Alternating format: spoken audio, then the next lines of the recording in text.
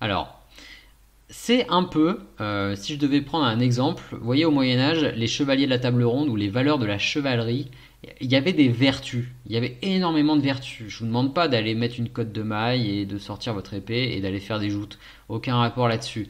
Mais vous voyez, il y avait des choses comme la discipline, la droiture, euh, l'honneur, le fait de la force morale, donc ça c'est un peu comme le sang-froid, le fait de protéger les faibles, de guider les autres, le courage, la prudence, la tempérance, tout ça, en fait, ce sont des signes de virilité morale et spirituelle, mais qui ont complètement, quasiment disparu de notre société.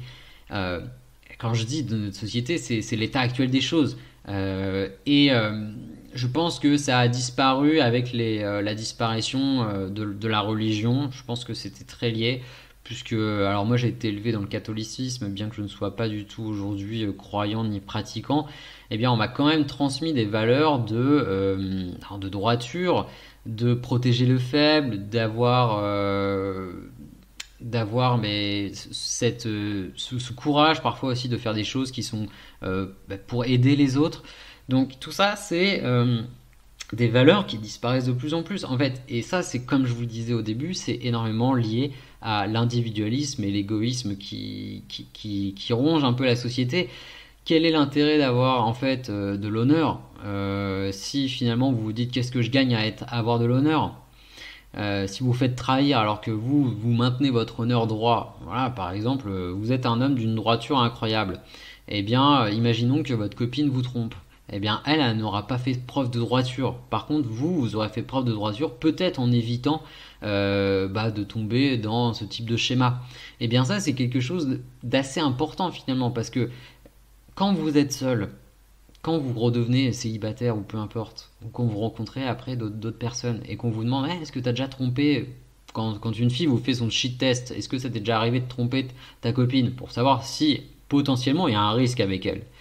Le jour où vous lui dites avec clarté non, moi je ne trompe pas mes copines parce que dans mes codes personnels, c'est dans mes valeurs, c'est hors de question. C'est une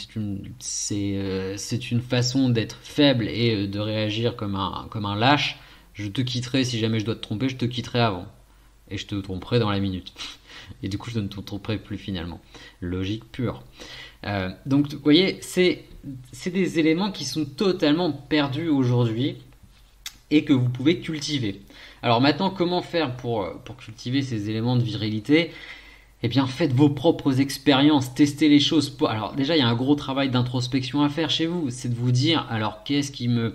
Alors, je reprends la liste de ce qu'on m'a dit sur la vérité physique, ensuite sur la vérité intellectuelle, et enfin sur la vérité morale et spirituelle. Et qu'est-ce que j'ai déjà? Et continuez à développer ces choses que vous avez déjà. Faites-en des points forts, des axes centraux de votre vie. Et ensuite, commencez à développer ce que vous n'avez pas. Bonjour, c'est Baptiste. Tu viens d'écouter un extrait de l'épisode du podcast de Virilité Intellectuelle.